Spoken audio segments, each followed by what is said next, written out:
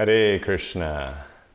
Então nós estamos aqui respondendo perguntas De Volta ao Supremo. Recebi duas perguntas.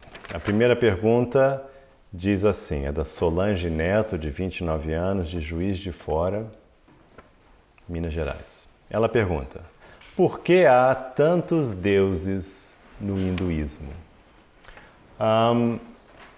Na verdade, não é só no hinduísmo. Em todas as culturas antigas, tinha o que eu chamo assim do processo de adoração aos deuses da natureza. Na nossa tradição, nos nossos livros, os livros de Prabhupada, a gente usa o termo semideuses. Em sânscrito, a palavra é devas, que é só deuses, como se fosse, meu mestre espiritual brinca, deuses com D minúsculo. Né? Então, o que são esses devas? O que são esses seres? O conceito é que a natureza material ela é gerenciada, o cosmos tem um sistema de gerenciamento, como tem qualquer empresa, qualquer governo, qualquer cidade, qualquer comunidade. Ou seja, você juntou 3 pessoas, já tem que ter uma administração, né? Todo mundo casou, já tem casa, aí já, né, o marido já vira o servo.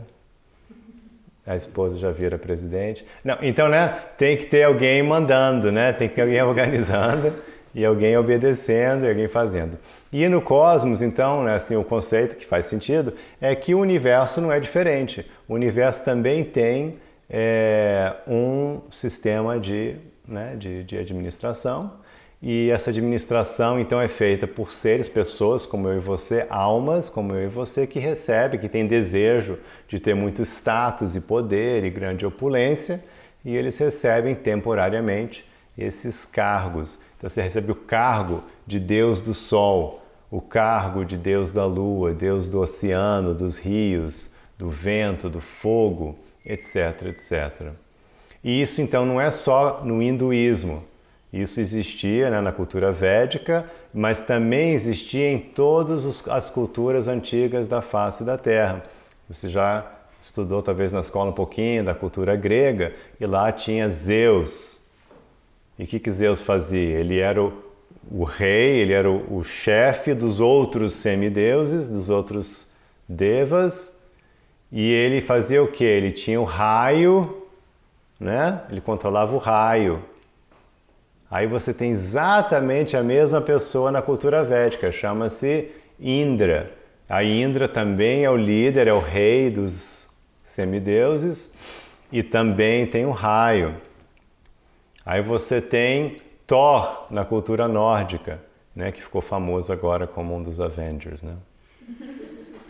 Mas aí você tem Thor, e Thor é a mesma pessoa, ele é o líder, ele é o rei dos outros devas, é o rei dos outros devas e ele também controla, né, ele tem aquela força assim do raio.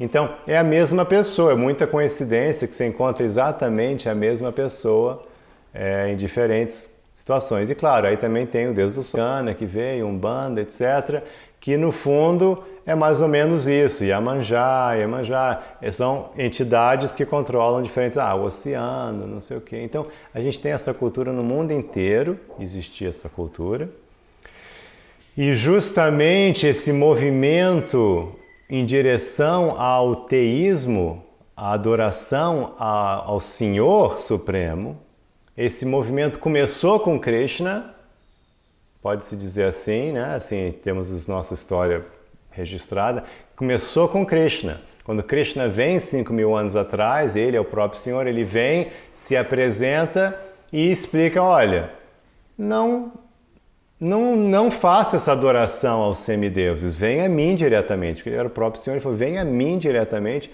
não adore os semideuses. Então, por 2 vezes no Bhagavad Gita, ele fala muito claramente, não adore os semideuses, quem adora os semideuses perdeu a inteligência, e no outro, inteligente. Então, ele enfatiza 2 vezes que não é muito inteligente você adorar um Deus da natureza, porque você deve ir direto ao chefão de todos, ao Senhor Supremo, que vai além dessas entidades vivas que têm poderes que são dados por Ele. Ele explica assim, eu que dei o poder ao Deus do sol. Eu que dou o poder ao Deus do vento e do oceano.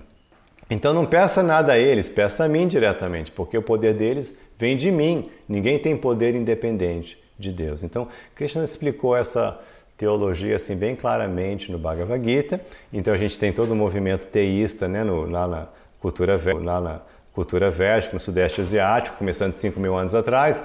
E aí você tem, voltando para o Ocidente, os judeus são os primeiros a começarem a ir contra essa cultura de adoração dos deuses da natureza, mas eram pequenos, era um povo pequeno, mas lá no Egito, que no Egito também tinha adoração aos deuses da natureza, mesma coisa, Deus do Sol, né, aquela coisa toda, Deus da morte. Então eles começam, depois Krishna manda Jesus para onde? Para Israel, onde estava todo mundo, cultura romana, cultura Oriente Médio, todo mundo estava adorando semideuses. Todo mundo, era o que todo mundo fazia. E o pessoal não conhecia Deus. Então aí Jesus vem para falar às pessoas, não, adorem Deus, não esses deuses da natureza. Enfim, aí foi Jesus, aí depois não deu certo lá no Oriente Médio, ainda ficou todo mundo adorando esses deuses da natureza, aí vem Maomé, aí começa, não, agora vamos lá, a nossa cultura é absolutamente monoteísta, só tem um Deus, é um Supremo Senhor, e esse Deus, ele permite que almas no mundo material assumam posições de poder para poder exercer seu desejo de ser tipo Deus, para ter poder e opulência, se achar e tudo. Então é uma maneira da pessoa usar essa mentalidade, mas pelo menos ajudando a administrar o cosmos. Aí ela pergunta, qual o critério para os devotos de Krishna adorarem alguns e não adorar outros? Então o nosso critério é esse, a gente só adora Deus. Esse é o nosso critério. Nós adoramos unicamente o Senhor, como Krishna explica no Bhagavad Gita e como faz sentido. Unicamente, nosso foco é amar e servir Deus, como Jesus também ensinou, como Maomé também ensinou, como os judeus já faziam antigamente. Então a gente está na mesma tradição absolutamente monoteísta. Agora, o que fica um pouco mais interessante é que na cultura védica, Deus vem diversas vezes ao mundo material. Então ele se manifesta, chamando disso de avatara. Então, como ele vem diversas vezes, em diferentes momentos, ele assume diferentes formas, em cada vinda diferente. Então a pessoa que não conhece chega de fora e fala assim, que é isso? Tem várias figuras diferentes aí no altar, às vezes, como no nosso, mas não é. É só Deus, mas a gente entende, a gente conhece, a gente tem um conhecimento das diferentes vindas de Deus. Portanto, a gente adora o mesmo, o único Senhor Supremo, mas glorificando as suas diferentes vindas, os seus diferentes aspectos das suas vindas ao mundo material. Mas Deus é um só e a gente adora unicamente Deus. Muito bem. Agora uma pergunta do Ricardo Silvestre, 40 anos, de Uberlândia, Minas Gerais. Jesus, por diversas vezes, associou a pobreza autoimposta como algo favorável, ou mesmo fundamental para a espiritualidade. O que a consciência de Krishna pensa disso? De fato, é um fato mesmo que eu gosto até de, sei lá, não é crítica não, mas é no mínimo interessante que Jesus de fato pegou muito pesado com essa questão de pobreza. Ele insistia mesmo, e tem vários relatos de as pessoas chegavam, quero seguir o Senhor, então larga tudo. Traz só o chinelo e um paninho, né, para cobrir, né, só uma roupa e um chinelo. Larga tudo. Até o telefone, smartphone, computador, não pode levar nada, né? Imagina. Então ele pedia para largar tudo. E eu achei incrível, assim, interessante, no mínimo interessante como a gente consegue distorcer as coisas, que o aspecto mais famoso de Jesus hoje em dia é a teologia da prosperidade. É no mínimo assim interessante, né? Que assim, eles estão adorando aquele senhor que realmente praticava pobreza absoluta e realmente, como o Ricardo falou bem aí, praticamente como algo fundamental para a espiritualidade, renúncia absoluta de tudo, e de alguma forma conseguiram fazer que não, peça a Jesus BMW e tudo que você puder, e é isso aí mesmo. E se o pastor chegar de Ferrari é porque está dando certo o negócio, pode acreditar, confia que é legal. É, no mínimo, interessante. Né? Então, não, realmente Jesus, ele praticou isso. E eu acho que se a pessoa quiser seguir Jesus seriamente, ela tem que pensar sobre esse detalhe, porque ele falou isso mesmo. Felizmente, Krishna não falou isso pra gente. E no nosso caminho, a gente tem um outro conceito, que é o conceito de Yukta Vairagya. Essa palavrinha, essa frasezinha, Yukta Vairagya. E esse conceito diz o seguinte, que você não deve simplesmente renunciar às coisas. Ah, simplesmente renuncia. Ah, isso aqui eu vou renunciar e tal. Senão que tudo que você tiver, utilize no serviço de Deus. Isso sim. Então, por que você vai? Você tem R$1 milhão. Por que você vai simplesmente largar esse R$1 milhão? Se você pode pegar esse R$1 milhão e usar ele a serviço de Deus. Isso que a gente pensa. Então, por que não? Vamos pegar esse R$1 milhão e vamos, sei lá, imprimir livros explicando a vida espiritual. Isso não vai ajudar as pessoas?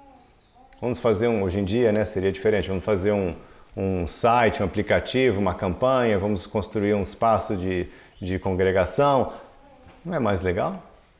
De repente, com aquele mesmo R$1 milhão, agora você vai poder ajudar pessoas por um tempo indeterminado. Milhares e milhares e milhares de pessoas podem se beneficiar. Então a gente pensa assim, tudo que você tiver, use a serviço de Deus. Você não precisa abandonar a coisa artificialmente, só largar por largar. Senão que você usa. Agora, realmente, quanto mais você tem, mais responsabilidade você tem, mais perigo você tem de usar mal seus recursos, usar para fins, né, egoístas e não para serviço de Deus. Mais você pode se perder em ganância, mais você pode se perder em orgulho. Então, é um desafio, mas tem que ser encarado como desafio. A gente não recomenda, não fala que é necessário, nenhuma escritura nossa diz que é necessário a pobreza. Interessantemente, Krishna fala o Bhagavad Gita a Arjuna. E quem era Arjuna? Era o príncipe. Era o irmão do imperador. A riqueza de Arjuna é incalculável. A gente pensa em homens ricos hoje, mas não tem como a gente entender o que era riqueza naquela época, né? Um imperador naquela época é descrito, a casa deles tinha, o palácio deles tinha quilômetros, era medido por quilômetros. Imagina, você fala, minha casa tem 10 metros, uma casa grande, né? 10 metros por 5, uau, você tem, né? Você mede por metros, né? Minha casa tem 800 metros quadrados, é uma casa muito grande, né? Mas a casa deles era medida assim, as dimensões em quilômetros, eram quilômetros quadrados. Então, a riqueza incalculável, móveis feitos de ouro e né, ele tinha o melhor carro da época, né? Você acha que BMW legal? A carruagem de Arjuna era a carruagem celestial, né? Uma carruagem que não tinha nenhuma igual no mundo. E assim por diante. Né? Então, ele tinha o melhor do melhor.